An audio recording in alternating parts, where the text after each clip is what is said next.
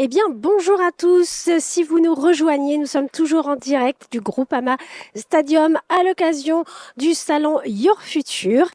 Et maintenant, nous allons vous présenter les garanties des grandes écoles ESPIG en contrat avec l'État. Nous sommes avec vous, Benjamin Maurice. Vous êtes directeur général adjoint ESCA. C'est comme ça qu'on dit? Tout à fait. Eh bien, très bien. Est-ce que vous pouvez nous présenter FESIC en quelques mots?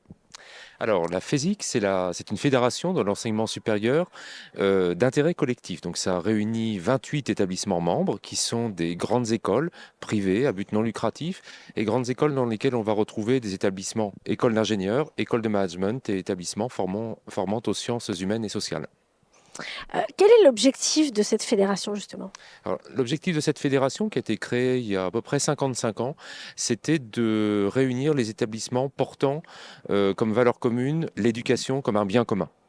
Et bien entendu, ce bien commun s'exprime à travers les programmes offerts aux étudiants, mais aussi une forte valence pour l'ouverture sociale, c'est-à-dire permettre au plus grand nombre possible d'étudiants de faire des études supérieures de très bonne qualité et une contribution également à l'effort scientifique national en matière de recherche.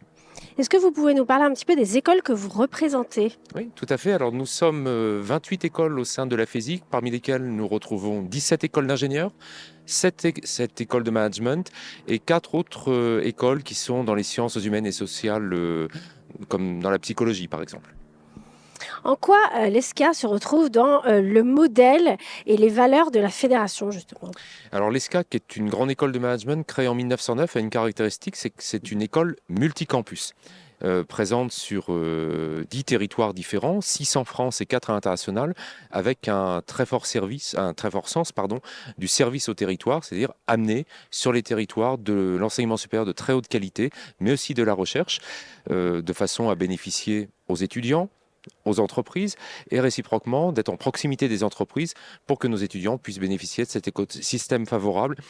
Nous avons également une forte orientation dans l'ouverture sociale de notre établissement, puisque nous avons été la grande école de management pionnière dans l'établissement de la modulation des frais de scolarité en fonction des revenus des familles, autour de 13 catégories tarifaires qui vont de la gratuité totale jusqu'à l'acquittement complet des frais de scolarité, mais en s'ouvrant, je dirais, au-delà des échelons Crous, aux classes moyennes notamment. On va parler un peu maintenant de l'ESPIG. Oui. Est-ce que vous pouvez nous expliquer en quelques mots ce qu'est un ESPIG? Alors, l'acronyme, déjà, on va peut-être le désigler. Donc, ESPIG, c'est 2 ESPIG, c'est pour établissement d'enseignement supérieur privé d'intérêt général. Donc, déjà, tous les ESPIG, il y en a 64 en France, sont des établissements à but non lucratif qui vont avoir, je dirais, 3 grandes missions en lien avec l'État. Puisque les ESPIG ont un contrat avec l'enseignement supérieur et la recherche, le ministère de l'enseignement supérieur et de la recherche, qui va porter sur des domaines comme la concertation avec les territoires, c'est-à-dire être en capacité d'apporter une offre de formation, de programme sur les territoires qui ne soit pas redondante avec ce qui existe déjà. Ensuite, il y a un engagement fort pour l'ouverture sociale. Ça, c'est une caractéristique pour tous les ESPIG, de façon à permettre au plus grand nombre de bons étudiants de pouvoir rejoindre ces établissements. Et la troisième dimension importante des ESPIG, c'est l'engagement pour l'effort scientifique national, c'est-à-dire contribuer à l'effort national de recherche. Et notamment, les ESPIG, à ce titre, peuvent accueillir des contrats doctoraux de droit privé. Mais c'est D'accord. assez exclusif aux ESPIG actuellement en France. Et donc, en vertu de ces grands objectifs, les établissements ESPIG ont un contrat de 5 ans avec l'État qui est évalué chaque année quant à la réussite et à l'atteinte des objectifs qui lui ont été fixés. Et alors, justement, quelle est la différence entre une école privée ESPIG et les autres? Alors, je vais surtout parler de ce que sont les ESPIG et de leurs points forts. On sait que dans l'enseignement supérieur privé, les frais de scolarité sont payants. Mm. Avec les ESPIG, considérant leur caractère non lucratif, on est certain que 100% des frais de scolarité se retrouveront dans l'exercice du métier, c'est-à-dire vont servir à l'encadrement des études, à avoir une faculté permanente présente pour dispenser les enseignements aux étudiants, que l'établissement produit de la recherche qui bénéficie au programme, et puis que ces infrastructures d'accueil des étudiants sont de qualité, que ça se retrouve notamment en termes d'espace pour la vie associative, de soutien à l'entrepreneuriat, enfin tout ce qui fait une expérience étudiante réussie. Et alors, justement, comment est accordée cette qualification ESPIG pour une école? Alors c'est une bonne question parce que ce n'est pas acquis, c'est une qualification qui est remise en jeu régulièrement et on a même vu des établissements perdre leur qualification ESPIG. Mais déjà le premier critère c'est la non-lucrativité de l'établissement. Hein, il ne faut pas que l'établissement ait pour objectif d'être rentable sur l'enseignement supérieur, c'est l'équilibre. Ok, bien entendu, c'est même presque un devoir de saine gestion, mais les établissements doivent être non lucratifs.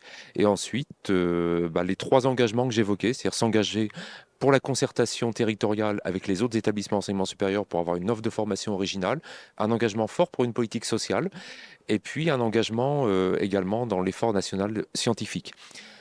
À venir, est prévu que les ESPIC soient également missionnés et des objectifs en matière de développement durable et de RSE autour de 5 grands piliers que sont la stratégie et la gouvernance de l'établissement, son offre de formation, son engagement recherche, là encore, mais aussi la politique sociale, tant pour les étudiants que pour les salariés, et enfin la politique environnementale, puisque nous avons des campus, hein, et nous sommes nous-mêmes producteurs d'un bilan environnemental, et donc il s'agit d'être vertueux aussi quant à l'usage des ressources naturelles et des émissions.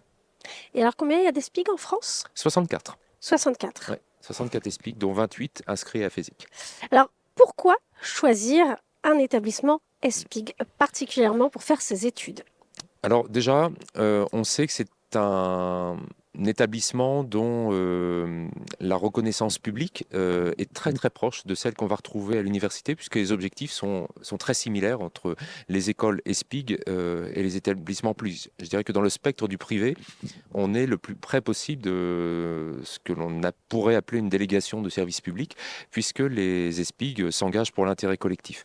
Donc là, ça signifie quand même qu'on a un engagement de se dédier 100% à la mission d'enseignement supérieur et de recherche, et que toutes les ressources dans l'établissement vont bénéficier à l'étudiant. C'est surtout ça qu'il faut retenir, c'est que vous êtes certaines ou certains en rejoignant un ESPIG, que vos frais de scolarité se retrouveront dans l'exercice de la mission d'enseignement supérieur et de recherche de votre structure.